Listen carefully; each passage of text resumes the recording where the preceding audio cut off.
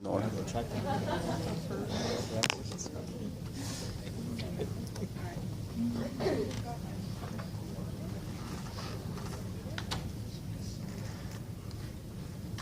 Y'all ready? Yeah. Ready for What? You know what? I'm gonna let you just do what you do.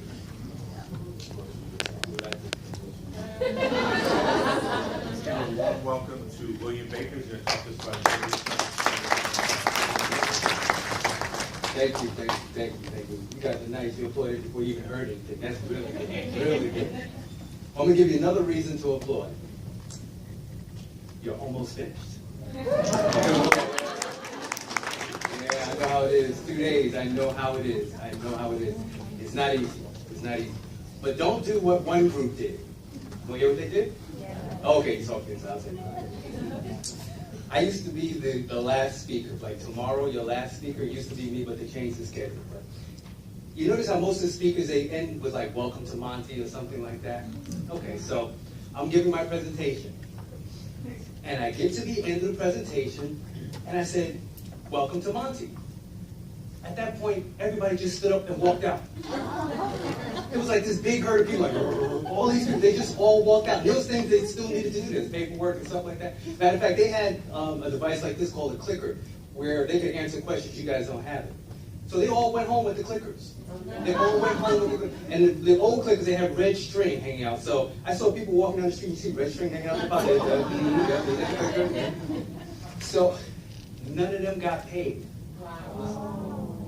I'm joking, they got paid. But you get the point, right? Don't all just stand up and walk out, okay? Because the guys have some other things to go over with you. Okay, so we got that out there, public service announcement. Okay. So as Enrique said, my name is Bill Baker, and I'm here to talk with you about the Interpreting Services Program here at Monty. Now, we are part of customer service, and right now, you work here already, don't you? Yeah. Yeah, I've seen you before, okay. It's like, okay. Bronx Boulevard, okay, good. Yes, there's 7 of us right now, 7 full-time staff interpreters. Now, I interpret from English to American Sign Language. I work with the deaf and hard of hearing. As a matter of fact, as I'm talking, you may notice that, and you may think to yourself, wow, he's got some strange gestures. You know, he's talking and doing strange things. I'm actually signing as I talk to people. You know, it's just, signs they just pop out. Matter of fact, I have to talk to people like this. Hey, how you doing? Yeah, good. No, stop my face. Stop. So anyway, you'll notice some strange gestures. And I'm going to show you some signs as we go along, too. Now, we have 4 interpreters that are trilingual. They interpret English, Spanish, and American Sign Language. Really good. And we have Michael in the back. Michael is our Arabic interpreter. Everybody say hi, Mike. Hi. Michael is very, very busy, but he's here today, and I appreciate you really everything you're doing, too. And we have another interpreter who is Spanish and English. So this is what we do all day. We're at all Monty sites. We're at Bronx Boulevard. We're at every Monty site. If you're going to be dealing with patients, it's just a matter of time. One of us is going to be coming to your area. But now you may be wondering at this point, well then, okay, then why is he talking to us today about interpreting services? Why don't we just wait till he comes? I mean, why does he have to bore us today talking about interpreting services? Well, the reason why we have to bore you today is because each one of you are involved with interpreting services. Yeah. Each one of you. Because no matter what your job is here at Monty, whatever you're going to be doing here at Monty, at any time, someone may come up to you. You have your ID on, and someone comes up to you, and let's say they're deaf or they're hard of hearing, and they come up to you and they go,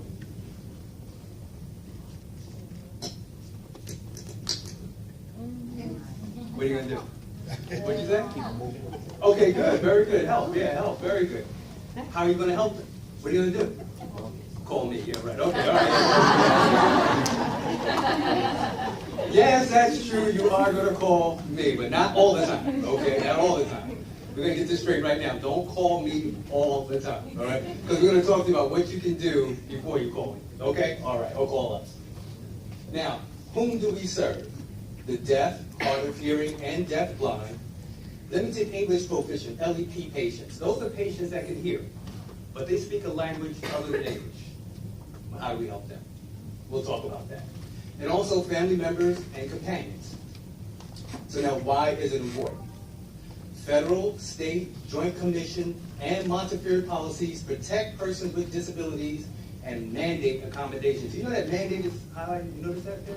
Why do you think it's highlighted? It's important, it's a must. Yeah. Did you know it's the law? Yes, it's the law. A lot of people don't realize that. If someone needs language assistance, it has to be provided. Yes. And one of the best ways to do it, with an interpreter. But now, what does it involve? Knowledge of the resources that are available. I'm going to talk to you about some of those. Hearing loss, cultural, and medical considerations. We're going to spend a lot of time talking about those. Okay? And where to find the relevant resources? Well, from us, interpreting services, auxiliary aids, and support services. Now I'll talk to you a little bit about that. Again, why do we do this? Well, it complements Montefiore's mission and commitment to provide patient and family-centered care. So we don't do this just because it's the law. We also do it because it's the right thing to do. I mean, we want to help anyone that comes here, right? It makes sense, right? Matter of fact, just for a moment, use yourself as an example. Imagine you go on vacation to another country somewhere, right? You're having a good time, you have to go all there, right? And all of a sudden, something happens. You get sick, or you get in an accident. So you get rushed to the hospital. But now just imagine you don't speak the language of that country that well. And the emergency room staff, they don't speak English all that well. So now you're trying to talk to them about what hurts, what happened, what you ate, how you got the accident, whatever, what medications you might be taking, what your medical conditions are, and they're trying to tell you about the tests, the treatments, the medicine, and everything, and you're not getting it. You don't understand what's going on. How would you feel? Frustrated? Another sickness? Okay, double sickness, yeah, right, okay. I'm sorry? Helpless, scared, all, yes, all definitely true. Well, that can happen right here in the Bronx. Right here in the Bronx. Someone comes into our emergency room and they're going, you're going, what? Security. It happens. And imagine how they feel. They're at home. They're at home in the Bronx. So, we don't do this just because it's the law. We also do it because it's the right thing to do. We want to help anyone that comes here, right? It makes sense. And also, it ensures Montefiore's commitment to compliance with all health regulations and standards. So, yeah, we also do it because it's the law. Okay. Don't read this yet. Don't read. I want to ask you questions. I'll read. Okay. Let's see if I can catch somebody. Okay. And you can answer this just by a show of hands. How many of you have maybe been on a train or a bus, somewhere outside in public, and you saw two people, but they were talking like this? How many have seen that? Wow, most of us. Good. Why? Now read the first sentence. Hearing loss detecting how many people? Wow, I heard wow twice. Yes. Did you know that? That's a lot of people, isn't it? 22 to 28 million people have some type of hearing loss.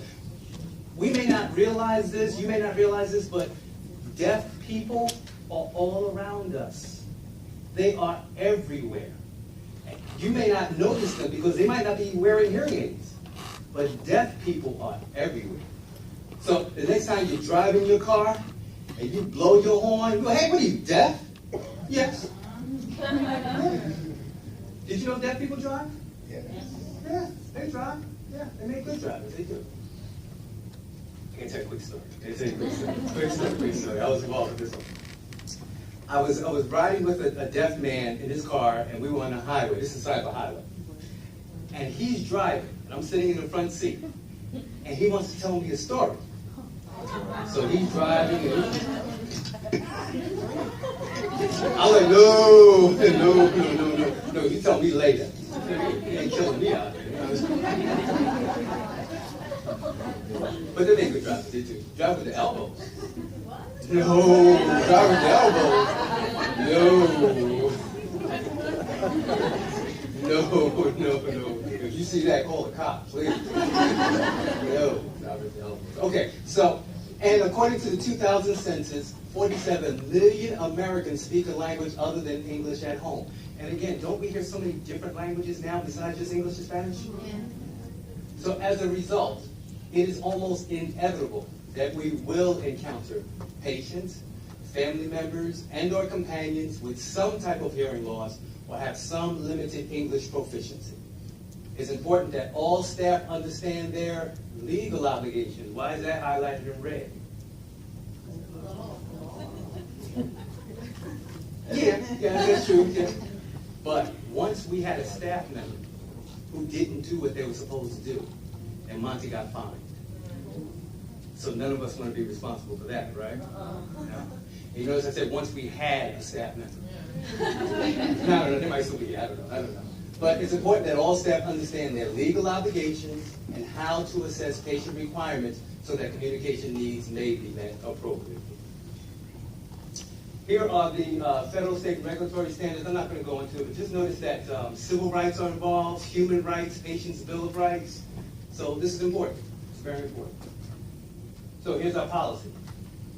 If you recognize, and read that aside, if you recognize or have any reason to believe a patient, relative, or companion of a patient is deaf or hard of hearing, you must offer the person appropriate auxiliary aids and or services.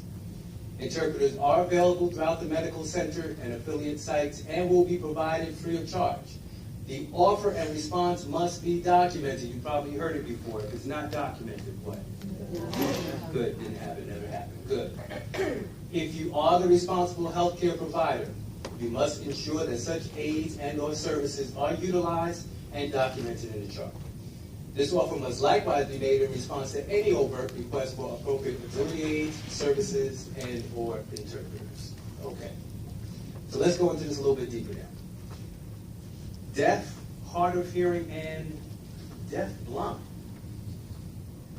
Wow, yeah, oh boy, wow. How do you have an ongoing give and take, question and answer conversation with someone who can't see you and they can't hear you? As you Email. Okay, you're right, because you said sign in their hands, right, very good, okay. Okay, I heard Braille. Now, understand this about Braille. Braille is what's called frozen text. It's been prepared beforehand. So to have an ongoing give and take question and answer conversation with Braille, but you guys are right, sign in the hands. That's called tactile. The way, because sometimes people just say, well, just touch. Touch, and I go, touch how? I asked the same question once with another NAO group, and this guy, he was like this. Ooh, ooh, ooh, ooh, ooh. I mean, he wanted me to call him, so okay, I called him. He said, this is what you do. You have a metal rod and something electrical attached to it. And you... He was dead serious. He was dead serious. Don't laugh, he might be working in your department. He was dead serious. Okay, but you guys, it's called tactile. Okay, and the way it works is this. The deaf-blind person will actually go to school. There are a lot of different schools all around the United States. We're not in Long Island, matter of fact. You see this on Long Island? This is tough. It just happens. And they will learn among a number of different things. They will learn how to hold on to the interpreter's hands in such a way where they can feel whatever we're signing, whatever sign we're producing, they can feel it. So they can understand what we're saying. And then when they want to talk, the interpreter just drops his or her hands and the deaf-blind person will use sign language. And you can have an ongoing give and take conversation. But just understand this, if you're the provider, you have to be patient. You have to be patient because it is a slower process. You're going to ask a question, the interpreter is going to sign it, the deaf-blind person is going to understand, he's going to sign back, and the interpreter is going to talk to you. It's a slower process, okay? But it gets it done. It gets it done. We do have deaf-blind patients that come. When they come, we're definitely able to help. Matter of fact, I was able to do tactile with one not too long ago, and once we were finished, the doctor said to me, if you weren't here, I don't know what we would have done, how we could have helped this patient. The doctor said, well, I couldn't yell. I wouldn't have been able to write. How would I have found out what was wrong with this patient? But as I said, we got it all done, able to help the patient out, everything is fine. And we do have deafblind patients that come. When they come, what should you do? Call interpreting services, okay, not Bill, call interpreting services, and someone will definitely come and help you out. But now, this patient there, that patient there, he can see. He's just deaf. He can see. What do you think he's trying to tell the doctor? Good. Okay, I heard he's deaf. Okay, let me give you a hint. This is a sign for pain or hurt. And sometimes they'll do it like this. So if I do this, what am I saying right now? Good. What is he saying? His head hurts. Very good. Oh, his head hurts. His eye hurts. Eye would be a little different, But okay, you got the point. Okay, all right. So, okay, you don't have the question. Right? What we're going to do is this. We're going to do something a little different. I'm going to give you some scenarios, some scenes that may come up where you work. And what we like to do is hear from you, is it a good situation or a bad situation? And then we'll talk about it, okay? All right, here's the first one. You're in your area, you're working, deaf person comes in. And you look at them, they have one hearing aid, they have two hearing aids. So you say to yourself, you don't need to call the interpreter. I'll just talk to them like this and they'll understand me. What do you think? Is that a good situation or a bad situation? Oh, did you say bad? Okay, you're right. Very good. That's a bad situation. Now, let's talk about why. Why is that a bad situation? Why is it just speaking up a bad thing to do? One at a time, one at a time. Okay, please. It makes it worse for the person with the hearing disability. Okay, it could make it worse depending on their level of hearing. We're going to talk about that. Thank you. Please. HIPAA law, very good point. I mean, you're raising your voice and, oh, I'm sorry, sir, you hear about your hemorrhoids? Not a good situation. Not a good situation. Please, all the way to the back. It might not amplify the sound loud enough or the right sounds for them to be able to hear speech appropriately. Very good point. Matter of fact, let's talk about this. Similar to what you both said.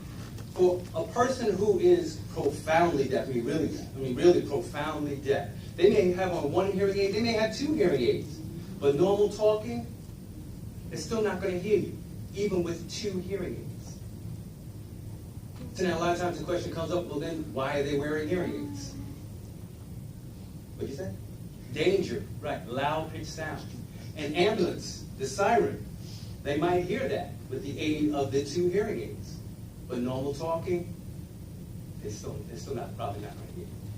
So just speaking up and yelling for all these good reasons you mentioned is not a good thing to do. What should you do in that situation? Call interpreting services. I like that answer. Call interpreting services, right. It will come in. Okay. I saw another hand. Somebody want to say something? Speak directly to them, yes. And we'll talk about that too. Speak directly and slowly.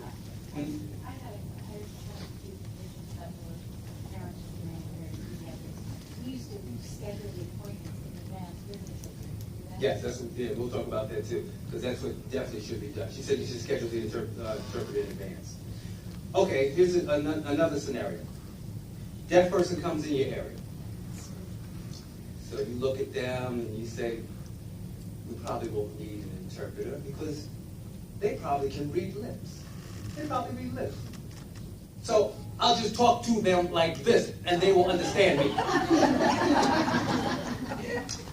What do you think? Good situation or bad situation?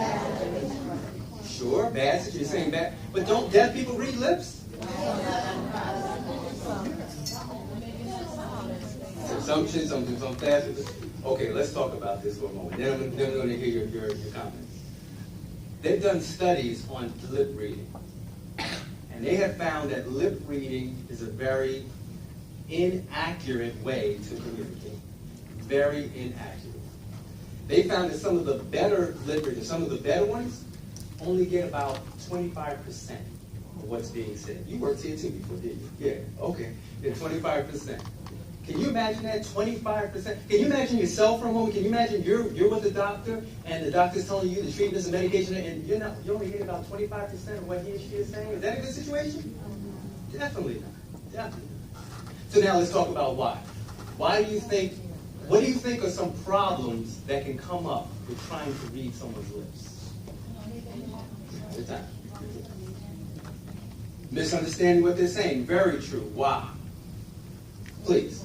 Pronunciation, because not everybody's, pronounce the word. They, speak clearly or pronounce properly where you can hear it to, understand. Okay, good. Thank you. Thank you. Please. Distractions. If they're saying something, or you look away for a second, or they look away for a second, they could miss everything you said. Isn't that true? She said distractions. We do it all the time as hearing people.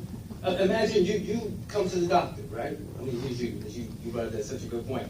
And, okay, you're really sick. So I'm the doctor, you're the patient. I'm sorry, you're really sick, and I have this medication for you. Let me find that prescription. If you don't take this medication right, you're going to die. So, What? What did you say? I mean, but we do that all the time, don't we? Look away, we look around with it, because we can hear. We can hear. But if you're trying to read someone's lips, that is definitely going to be a problem. Thank you. Good point. Can you think of some other reasons why lip reading would be inaccurate? What problems can come up with trying to read someone's lips? Please. A lot of words look the same if you can't hear them. Yeah, she said a lot of words look the same if you can't hear them, especially with the English language. A lot of words look the same on our lips, but they're different words. Let's all prove that together, because what she said is right. Everyone out loud say the number 6. 6. Say out loud the word sex. Sex. Are the words different? Yes. Did your lips change something? No. Not really. But the words are different, right? Yes. Are the meanings different? Yes. Yeah, right? Doctor, did you say take this medication before 6 or before sex? I need to know. That could be a problem, right? That could be a problem, yeah, definitely. So what you said is very true. Thank you. Can you think of any other reasons why trying to read what other problems that can come up with trying to read someone's lips? Please. They may have some visual impairment. Very true. I want to elaborate on that. Just to give one more. Okay, let's talk about what you said. Visual impairment. Visually get with their eyes. But what else may impair you from seeing someone's lip? Suppose the person speaking has a thick or a heavy mustache, assuming it's a man.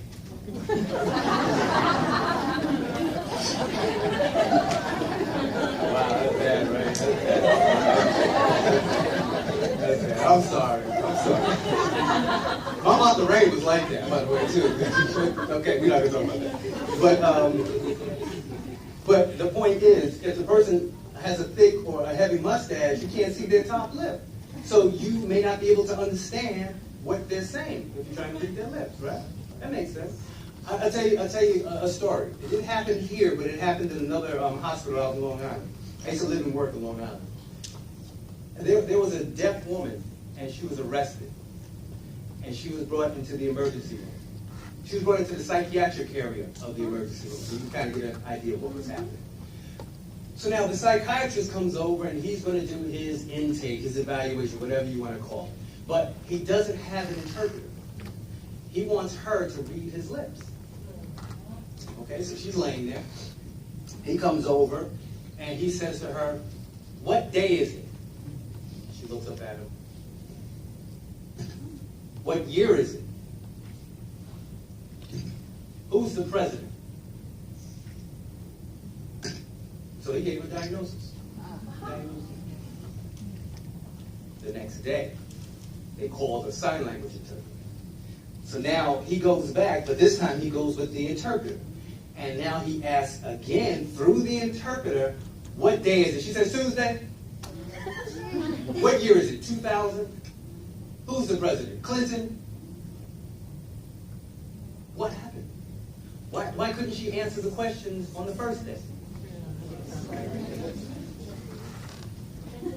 The psychiatrist had a thick mustache. So she couldn't see his top lip. So she couldn't understand what he was saying. But do you see the bigger problem here?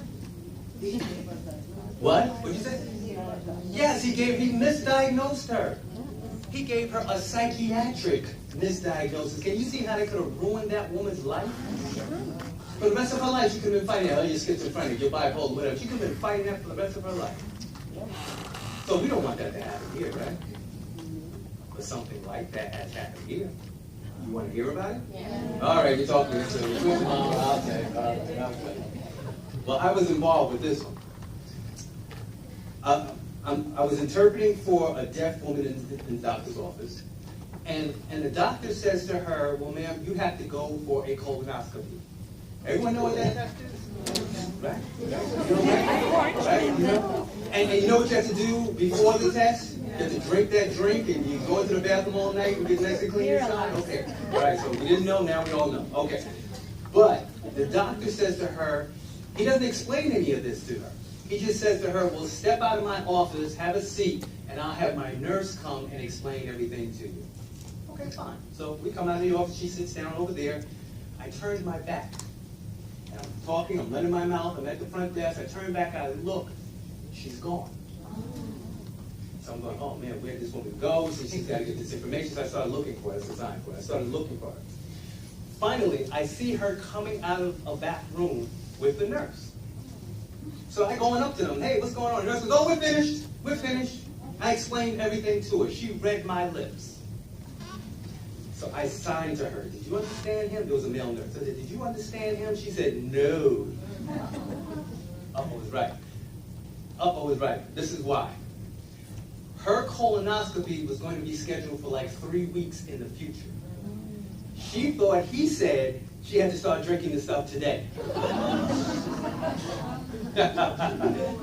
Can you imagine what would have happened if we didn't catch that? She's been home drinking that stuff, or, you know that old saying, all that for nothing? It would have been literal for her. I'm glad we caught it, right? I'm glad we caught it. So you get the point. Don't do the lip reading thing. Don't do it. What should you do? What'd you say? Call. You have to go sit in the back, okay? Call interpreting services and we'll be glad to come and help. Please. Okay, very good question. That comes up a lot. You'd be surprised.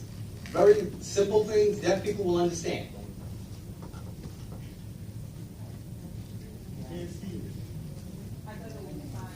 There is a sign.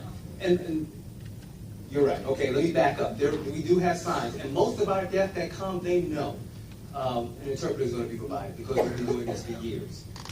So you're probably not going to run into that. And as I think you said before, yes, you did.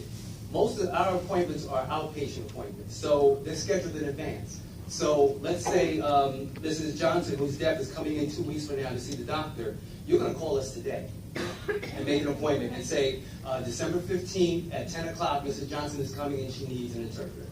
And we'll be there December 15th at 10 o'clock.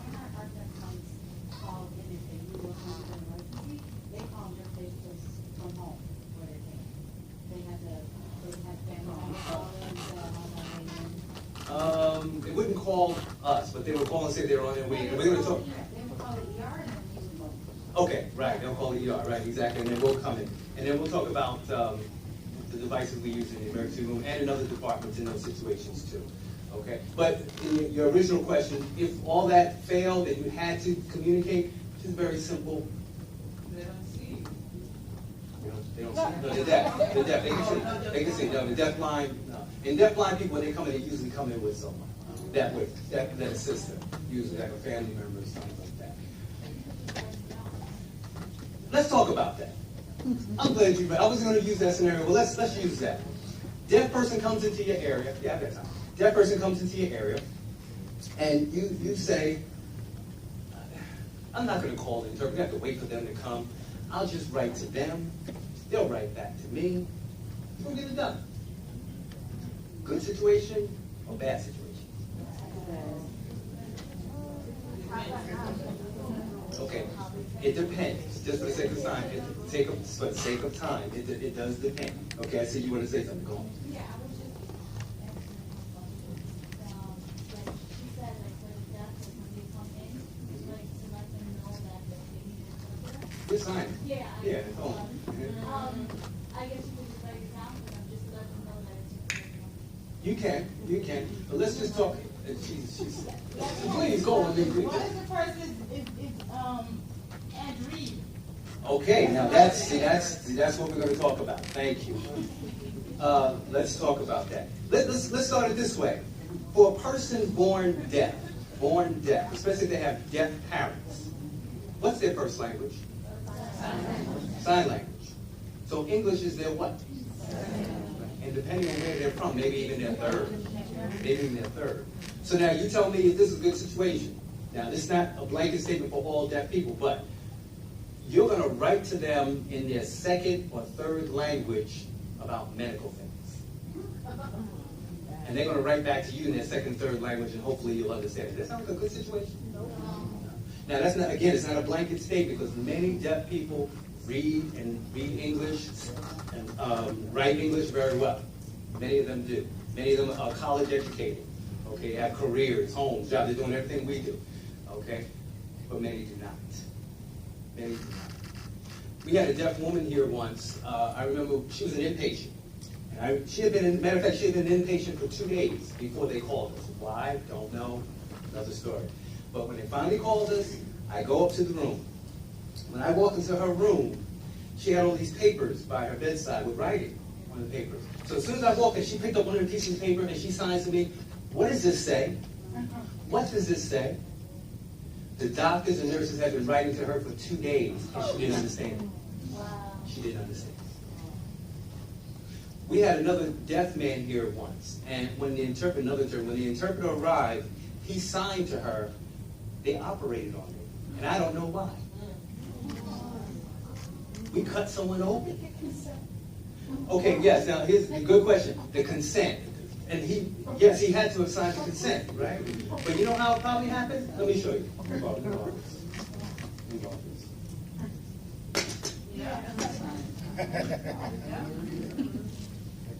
It's possible. It's possible it could have happened. Can you see the basis for a lawsuit there? Yeah. It's quite possible he could have signed the consent like that. We've had situations, I remember once where, fortunately, this is operating room nurse was on the ball. When I went in, because we go into the operation too, and we stay with them until they fall asleep. So I'm in the room, and the nurse looks at the consent, and the interpreter has to then sign the consent. And the nurse says, the interpreter didn't sign the consent. Did she have an interpreter? The doctor, well, no, we didn't have time. We were in the office. We didn't have time. I just had to sign. The nurse said, nope, no good. Shh. Tore it up, and we started again. Now I interpreted the consent for her. She was on the ball. She caught that. So it does happen. And it's sad, but a lot of times, because I don't want to just classify doctors, but a lot of times people are just so busy, they don't want to take the proper steps. And then you can't do that, right? Because you leave it, because it's not fair to the patient, and leaves Montefiore open to all types of lawsuits. So go through the steps. Go through the steps, okay? Please. Knowing all of that, does Montefiore have a requirement for the time period necessary to call interpreter services? Like, do they do it in the first, 24 hours? Okay. Well, as we said before, most of the appointments you're going to call us way before.